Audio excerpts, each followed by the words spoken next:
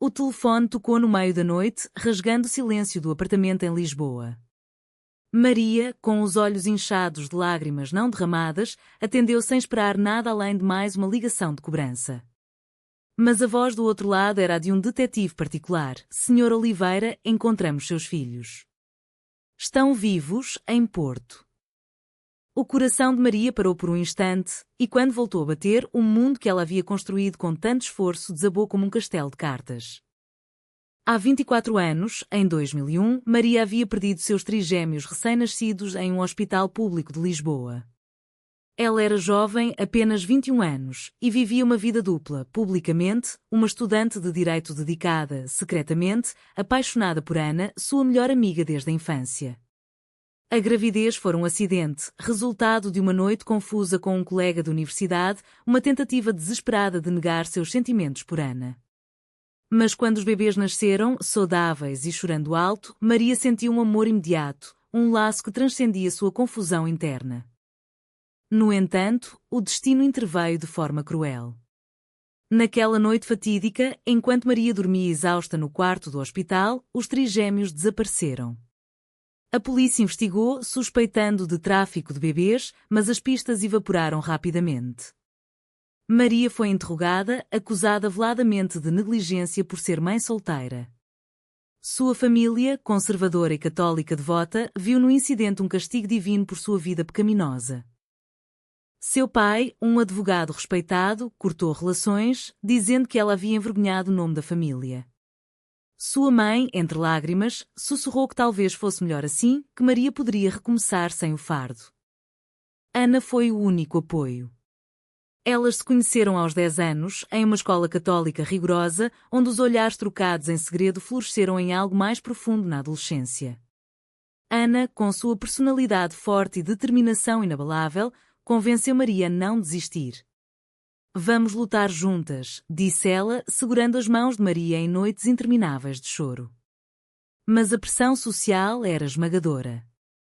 Em Portugal dos anos 2000, ser lésbica era um tabu, especialmente em famílias tradicionais. Maria e Ana mantinham sua relação escondida, temendo rejeição e ostracismo. Os anos passaram como um rio turbulento. Maria abandonou os estudos de direito e se tornou professora de literatura em uma escola secundária, onde podia se perder nas histórias de outros para esquecer a sua. Ana, por sua vez, ascendeu na carreira como jornalista, cobrindo temas sociais e lutando por direitos LGBTQ+, de forma discreta. Elas moravam juntas em um apartamento modesto no bairro Alto, fingindo ser apenas companheiras de quarto para o mundo exterior.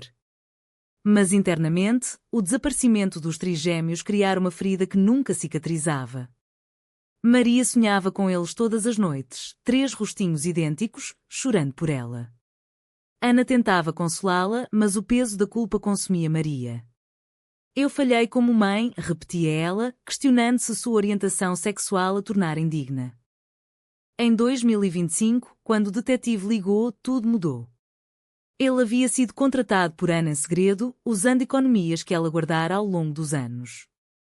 A pista veio de um antigo enfermeiro do hospital que, no leito de morte, confessou ter vendido os bebês para uma rede de adoção ilegal. Os trigêmeos, 2 meninos e uma menina, foram adotados por famílias separadas no norte de Portugal, sem saberem de sua origem. Agora adultos, com 24 anos, viviam vidas independentes, mas o detetive os localizara em Porto. Maria e Ana pegaram o trem para o norte no dia seguinte, o coração acelerado. Maria tremia, imaginando o reencontro. E se eles me odiarem? E se souberem sobre nós? Perguntou a Ana, que segurava sua mão com firmeza. Eles são seus filhos. O amor vence o ódio, respondeu Ana, mas sua voz carregava dúvida.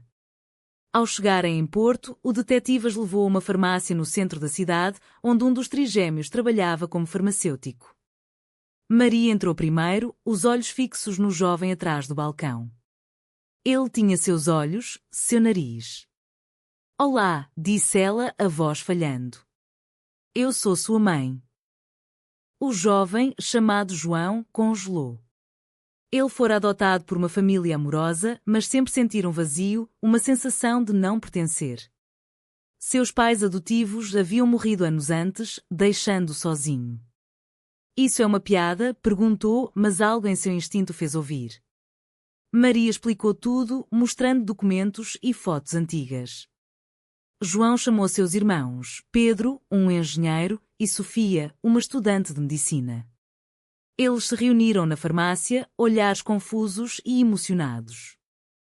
Mas o reencontro não foi o conto de fadas que Maria imaginara. Sofia, a mais emotiva, abraçou imediatamente, lágrimas escorrendo. Eu sempre soube que algo faltava, disse. Pedro, porém, era cético. Por que agora? O que você quer de nós? João, o mais equilibrado, propôs um teste de DNA para confirmar. Enquanto esperavam os resultados, Maria contou sua história, a gravidez inesperada, o amor por Ana, o roubo dos bebês. Os trigêmeos reagiram de formas diferentes. Sofia se solidarizou, fascinada pela resiliência de Maria.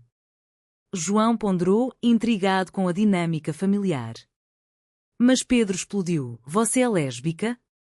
E acha que pode aparecer depois de 24 anos e nos arrastar para isso? A rejeição de Pedro cortou Maria como uma faca. Ele representava as vozes que ela ouvira a vida toda, da família, da sociedade portuguesa ainda conservadora em muitos aspectos. Ana, ao lado dela, defendeu: o amor não tem gênero. Maria sofreu mais do que vocês imaginam. Mas Pedro saiu furioso, deixando um silêncio pesado. Maria voltou para Lisboa com o coração partido, questionando se o reencontro valera a pena. De volta a Lisboa, Maria mergulhou em uma espiral de dúvidas. Os testes de DNA confirmaram tudo, eles eram seus filhos.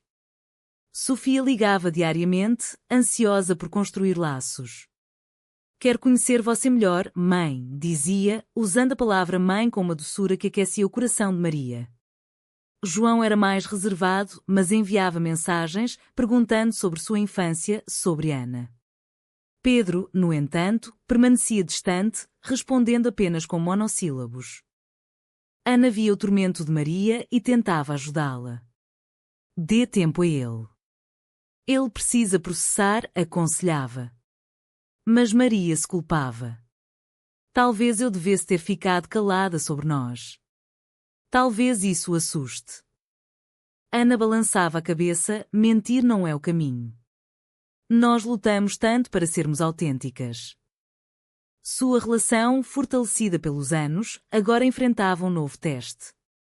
Ana, como jornalista, cobria histórias de famílias LGBTQ+, e via nelas reflexos de sua própria vida. Ela propôs escrever um artigo anónimo sobre o caso, para sensibilizar a sociedade, mas Maria recusou. Isso só pioraria as coisas. Enquanto isso, em Porto, os trigêmeos lidavam com suas próprias turbulências. Sofia, sempre a mais aberta, pesquisou sobre direitos LGBTQ+, em Portugal. O país havia progredido, casamento gay legalizado em 2010, a adoção em 2016. Mas em cidades menores, como onde ela crescera, o preconceito persistia. Ela visitou Maria e Ana em Lisboa, passando um fim de semana explorando a cidade. Caminharam pelo Chiado, rindo de histórias antigas. Sofia confessou: eu namoro uma garota na universidade. Talvez seja genético. Maria riu, aliviada, mas Ana notou a vulnerabilidade em seus olhos. João, o farmacêutico, lutava com questões éticas.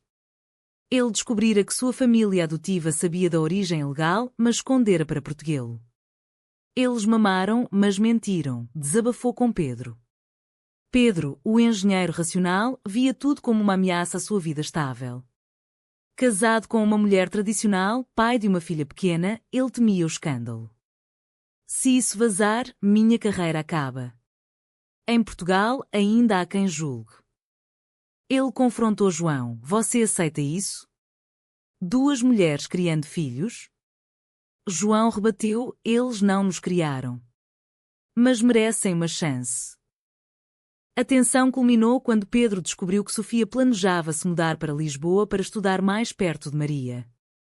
Você está traindo nossa família adotiva, gritou. Sofia chorou, eles nos roubaram de nossa mãe verdadeira. A briga dividiu os trigêmeos, com João no meio, tentando mediar. Ele viajou para Lisboa sozinho, encontrando Maria em um café no Rossio. Por que você não lutou mais por nós? Perguntou. Maria explicou as barreiras, a juventude, a falta de recursos, o medo.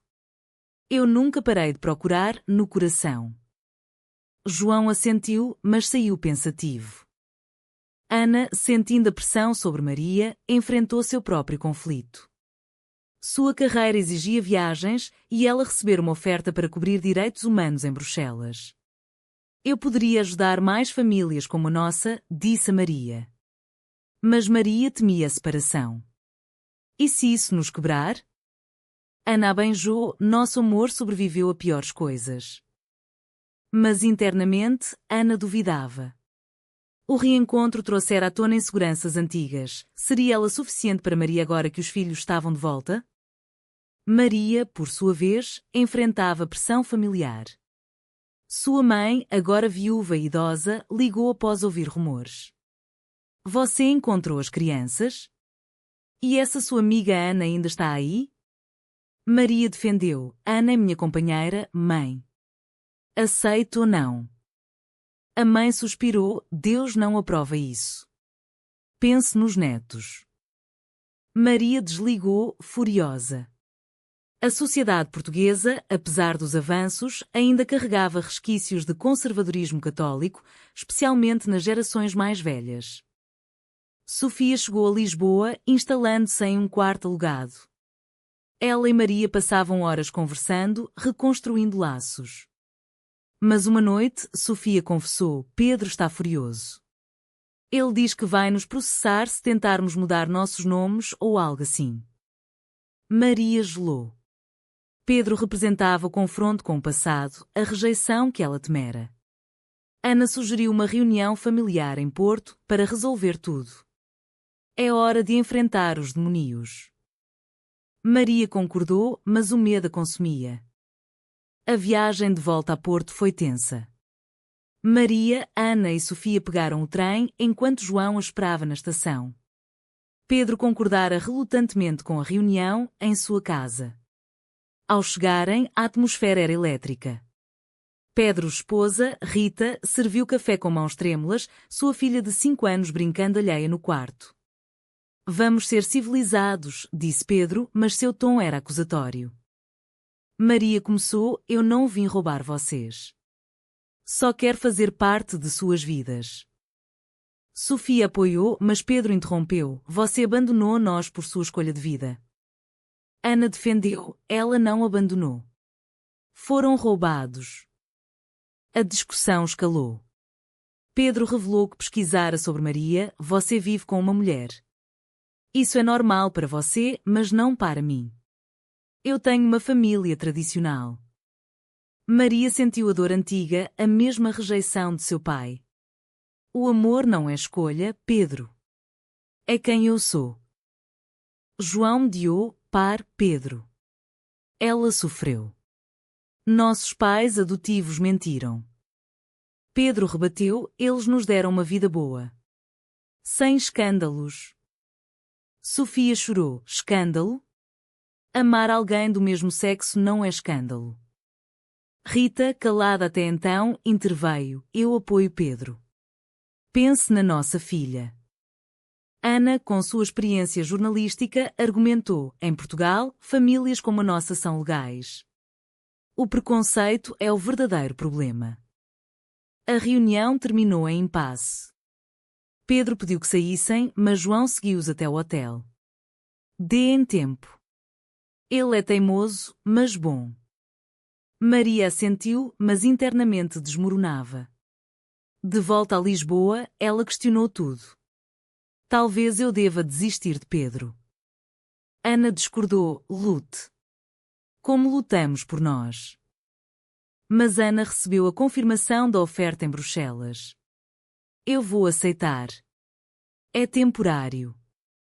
Maria sentiu traição, agora? Quando mais preciso de você? Ana explicou, é para nosso futuro. para mostrar que famílias LGBTQ+, podem prosperar. Sofia, vendo o conflito, tentou ajudar. Ela organizou um jantar com amigos seus, todos jovens progressistas. Maria se sentiu revigorada, vendo a nova geração aceitar o que Su lutara para esconder. Mas uma ligação de Pedro mudou tudo. Eu quero conversar. Sozinho. Maria viajou para Porto novamente, encontrando-o em um parque à beira do Douro. Por que você não casou com um homem? Por que complicar tudo? Perguntou ele. Maria contou sua história, o amor por Ana desde a infância, as noites de dúvida, a aceitação gradual. Eu tentei negar, mas era mentira. Pedro ouviu pela primeira vez. Eu temo pelo meu mundo, admitiu. Mas talvez eu esteja errado.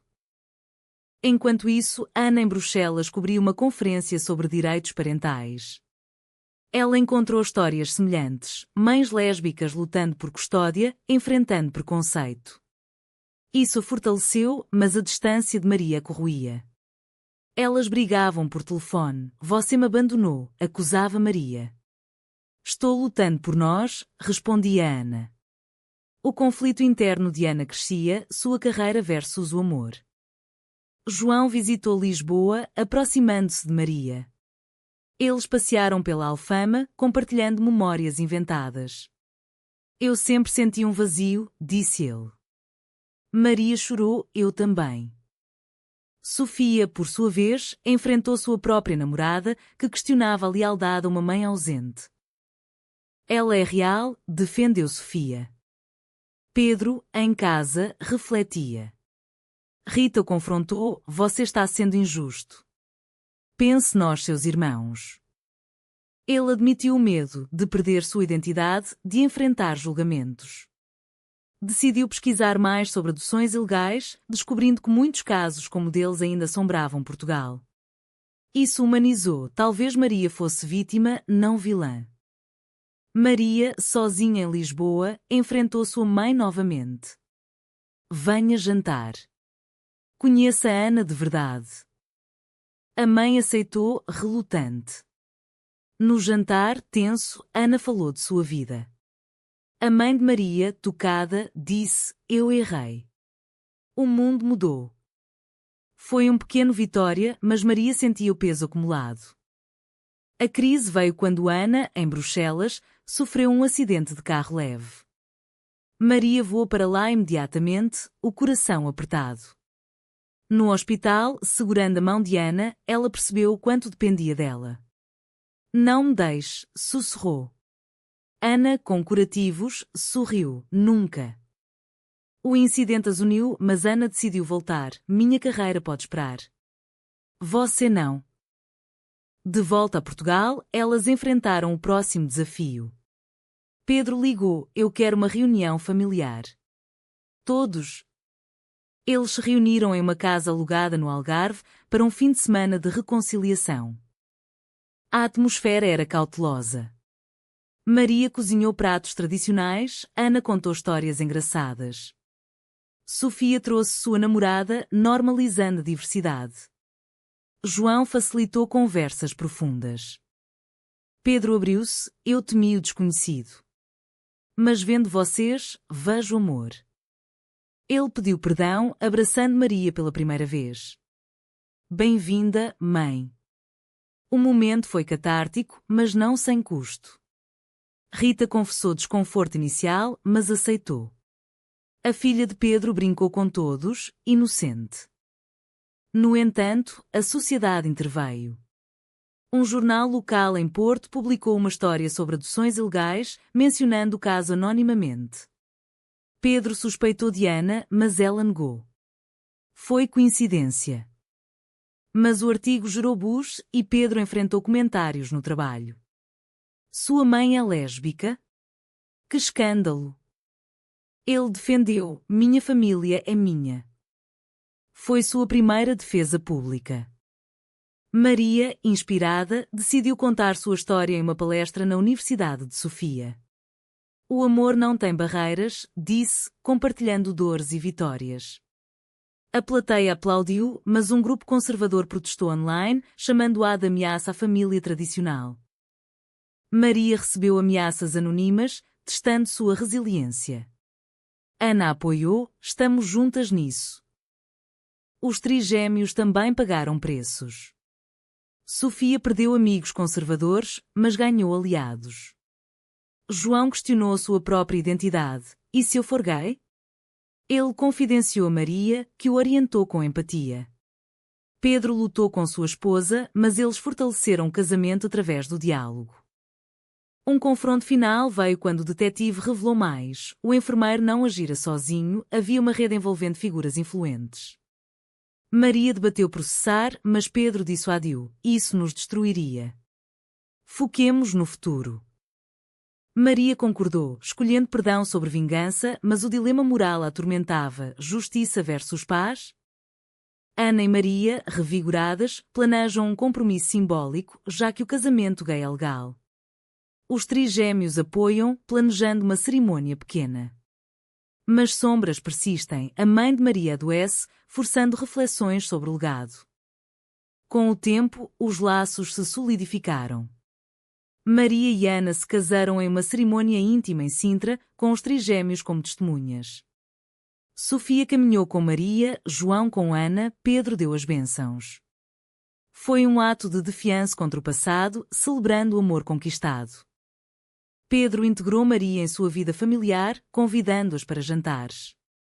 Sua filha chamava Maria de avó especial, derretendo corações. João se assumiu bissexual, encontrando apoio em todos. Sofia e sua namorada floresceram, inspiradas pelo exemplo. Mas o preço foi alto. Maria perdeu colegas de trabalho conservadores, Ana recusou promoções para ficar em Portugal.